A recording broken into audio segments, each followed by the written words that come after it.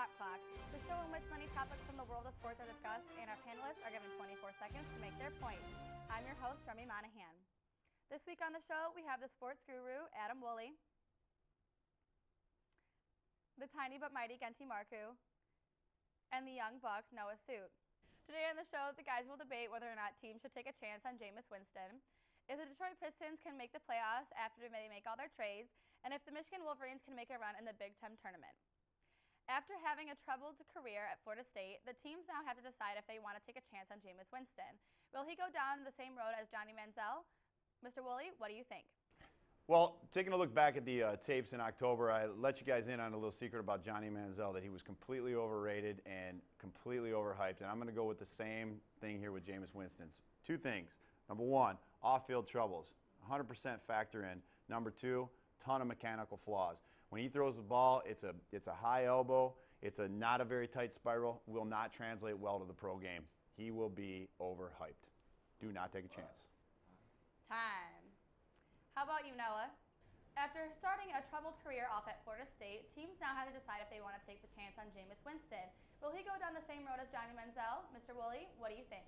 Well, back when I had the opportunity to be on the show in October, I told you that Johnny Manziel was a complete bust, and now I'm going down that same road. If I was an NFL GM or a head coach, I would not take the chance on Jameis Winston. Mechanically, he's flawed.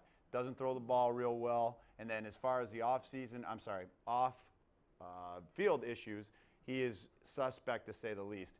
Just not the guy that you want to have take a chance. I do believe he's going to fall into that category of major bust. Do not draft Jameis Winston. Noah, what do you think? Jameis Winston is troubled, unsure of himself as a man, and most importantly, he is overweight. Why would you take a chance on a potential Ray Rice player? And it's not for his performance on the field. And we are comparing him to the likes of Johnny Manziel, okay? Jameis Winston obviously has been eating too many crab legs because he won't be able to escape from the pocket or anything like that. And then his throwing mechanics will be terrible. He already has a shoulder problem. Why would you take a chance on that? Genty, what's your take?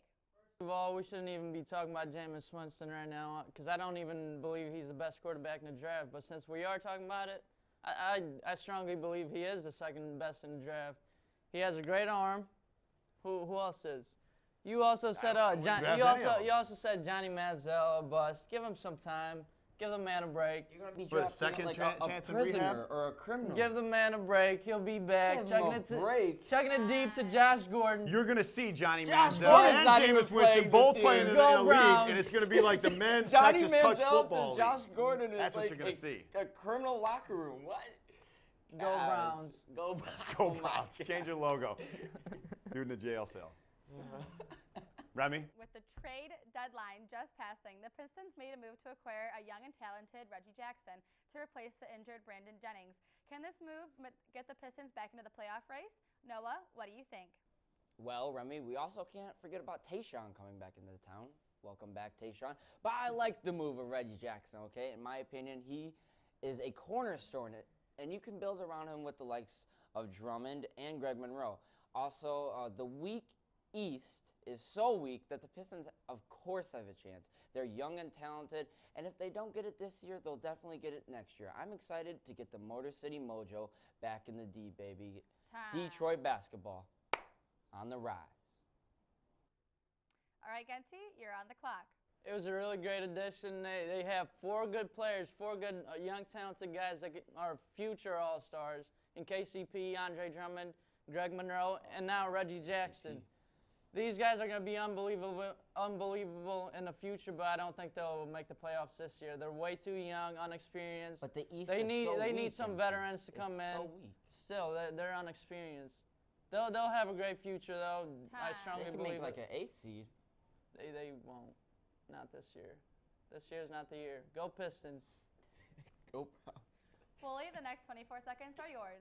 I think both of you guys make great points. I think, A, to answer the question, yeah, I do think they can make a playoff run. B, this team's set up for the future, and they've made some excellent maneuvers, stuff that I never thought they would do. Had a chance to go down to the game early in the season when Josh Smith was still on the team, and it was a nightmare. That team was so bad, they were unwatchable. And then to see this happen with Reggie Jackson coming onto the scene, Pistons are moving in the right direction. I never thought I'd hear myself say that in October. Finally. Now for our final topic today, the guys are going to discuss whether or not the Michigan Wolverines can make it into the dance by making a run at the Big Ten tournament. Genty, do you think they can do it? No way. Derek Walton's out. LaVert's out. That's the two best players, two leading scorers, the two leaders on the team that get the team going. They're not going to be playing there for the rest of the year. I strongly believe that they won't make a run. There's no way. Who else is going to lead that team? Spike Albrecht, yeah, he's a great shooter, but he can't lead the team. And he's cool He to can't watch. take over the game. No, he cannot. Time. There's No. nobody who can take over the game right now. Plus, they have Wisconsin. Wooly, what do you think? Well, I mean, they've proven over the course of the year that they can play with anybody, but playing with anybody and actually bringing home a championship are two totally different things. I do not like their chances to win the Big Ten tournament, and regardless whether they do win it or not, let's say hypothetically they do, which I think their chances are slim to none, and none just left the building, okay?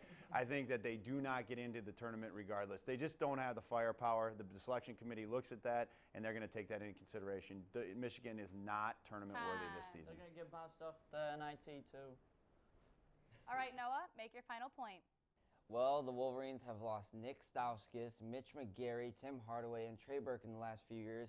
And your leading scorer this year in Karis LeVert and Derek Walton Jr.